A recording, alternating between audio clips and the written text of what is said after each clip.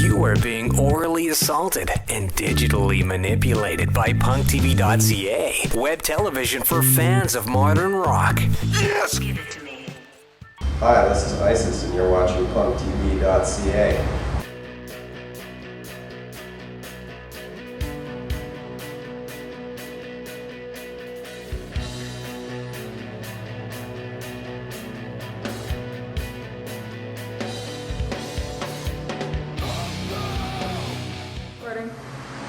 I'm Ben Martin with PunkTV. We're here with ISIS.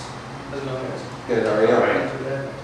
So this is 10-year anniversary tour. How's it going? It's short, so there's not a lot of time to really assess what's happened so far. But I think it's been okay. So far, so good, yeah. Because it's a 10th anniversary tour, does that mean you're doing anything special? Or?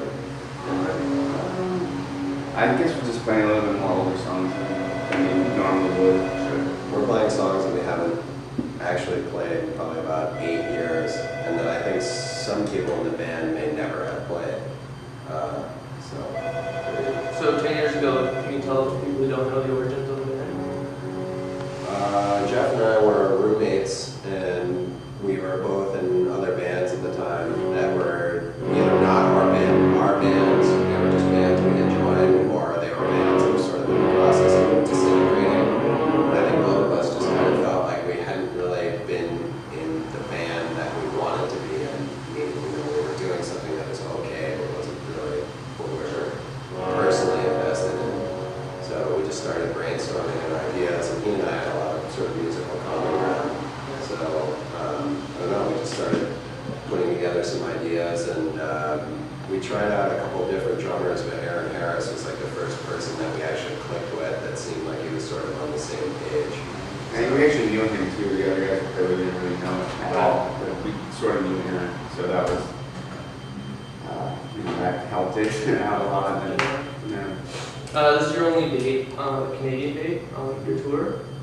Do you find a difference between European, American, and Canadian citizens? Where do you go? Yes and no, but I mean it can be different, even within one state. You know what I mean? Like playing in like San Luis Obispo in California is completely different than playing Los Angeles, for instance, and playing Vancouver is maybe slightly different than playing like Quebec City or something. It's hard to really generalize, like make a blanket statement like, oh, American audiences are this, Canadian audiences are that. But yeah, so I guess you have to go more by city to city rather than. So what's your favorite city to play? I don't think I have a favorite city. all the big ones. Yeah, the big ones are generally the good ones. Where the most people come? Yeah. Yeah, those. Although sometimes there's some small places too that are cool. Like I mentioned San Luis Obispo a minute ago. We've only played there once, and it was a small show, but it was really fun. Like it was a cool club, intimate setting. Cool. You're on Mike Patton's label, which seems like a pretty good fit. He makes sort of genre crossover music like you do. And he recently made a hip hop album with like all sorts of guest appearances. The Executioners thing? Yeah. Oh, well, and Evening Tom. Oh, yeah. And so, have you ever considered doing something like that? Like, not necessarily hip hop record. Hip hop. They're all pretty adept MCs. Records dropping next month. I don't know. I mean, collectively as ISIS, I don't think we're ever going to do anything that's totally left field, like that people are just going to have no idea what to make of it. I mean, I think, we try to do something different from record to record, but it's never going to be like, okay, this is our fucking grindcore record, and now we're doing our ska record or whatever, But all of us are involved in other projects that, have something in common with ISIS, but are also, treading different territory. What are those projects? Everyone seems to have one or two. Yeah. Cool. Some of them are solo projects, some of them are more like collective things, but yeah. How did the deal come about with Mike Patton's label, and what is his position? Mike? I'm not sure what he does exactly. I really don't know.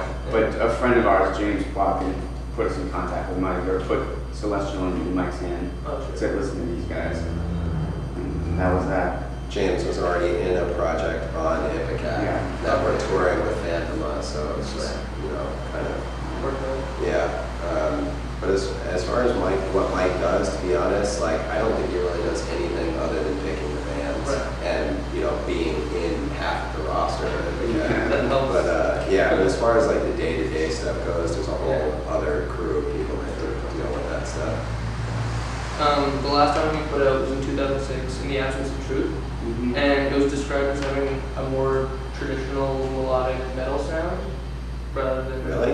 Yeah, that's what it is to me. That's what one of the reviews I said. But how did making that album differ from the albums before that? Was it just the same process? Yeah, pretty much. I don't think it was too different. I can't think of anything we did differently, except we had like an extra week in the studio. That must have been the difference then. I do think we probably we prepared more for this record than any other record, partially just because we had more time to rehearse and stuff like that. But really, like, all of our records have kind of come about in the same way, where we have, individual members who are contributing like very rough ideas, and then we just work the songs out as a group. It's a very democratic process. Some stuff is like based off really fully formed ideas that are just sort of hashed out as a group, and then other things are just a process of jamming, basically, and just improvising and pulling out bits and pieces that we like. The lyrics are sort of, I don't know, they've got sort of a death and rebirth theme to them a little bit. To a degree. I don't know, I got like a sort of like a Robert Frost poem, the way the lyrics are set up. What are your literary influences? Do you find your influences?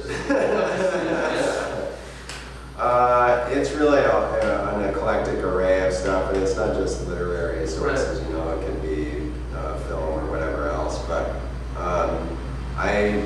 whenever I'm writing stuff, it's a lot of what influences me is just what I'm reading at the time. Sure. I read a book called House of Leaves by Mark Danielewski that I found really engaging and eye-opening, and just a pretty incredible piece of work that also had some conceptual common ground with some things that I've been sort of striving towards as a writer. And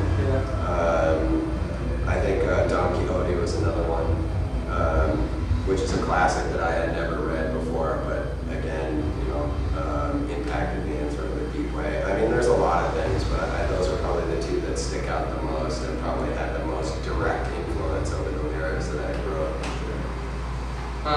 You collaborated with a bunch of people, including Justin Chancellor from Tool. How was that? Good. Yeah, we like playing with other people.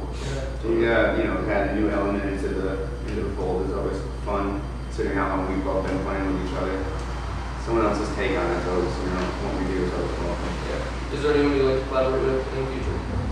Jimi Hendrix? So many. If you had a wish list, it'd be like a mile long. Yeah. Realistically, I don't know. There's been this ongoing plan to collaborate with Tim Hecker, which is probably, if of anything that we have in mind, that's probably the closest to actually happening. So we'll just leave it at that for now. You are being orally assaulted and digitally manipulated by PunkTV.ca, web television for fans of modern rock. Yes! Give it to me.